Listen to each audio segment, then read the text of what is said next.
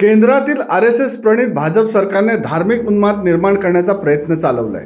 अयोध्येतील श्रीराम मंदिराच्या आडून भाजपला देशातील बेकारी, बेरोजगारी, महागाई, EVM, खाजगीकरण, पेट्रोल डिझेलचे वाढते दर, स्वयंपाकघरातील गॅस सिलेंडरच्या वाढत्या किमती आणि त्याची खाल्लेली सबसिडी, भ्रष्टाचार, कोरोना काळातील हिशोब न दिलेला PM केअर फंड, जातीय धार्मिक वाद, मॉब लिचिंग, महाराष्ट्रातील महाविकास आघाडी सरकारची पाडापाडी, शिवसेना राष्ट्रवादी पक्ष फोडणे यांसह अनेक मुद्द्यांकडून जनतेचे लक्ष विचलित करायचे।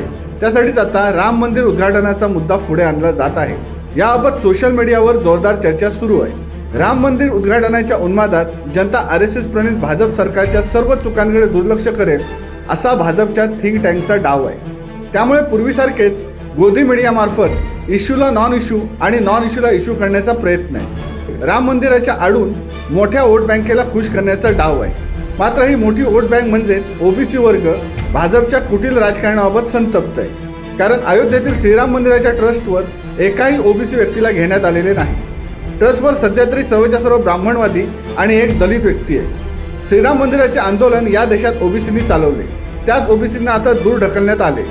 या आंदोलनाचे प्रणेते लालकृष्ण अडवाणी, उमा भारती, साध्वी ऋतुंबरा, प्रवीण तोगाडिया, कल्याण सिंग आदी आहेत। या आपल्याच लोकांना भाजपने शेठजी भटजींचा पक्ष असल्याने बासनात गुंडाळले।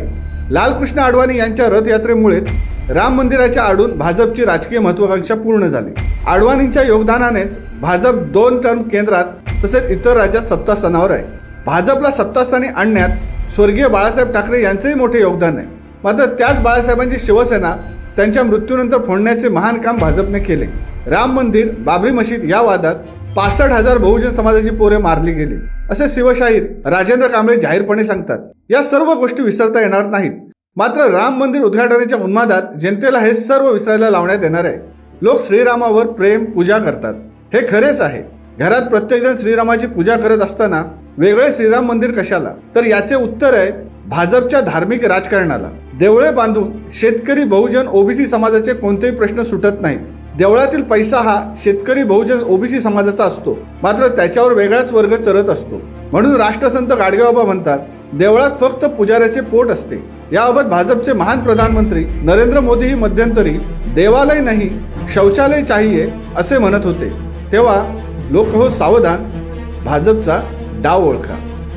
शिवसत्ता times news bureau, Navi Mumbai.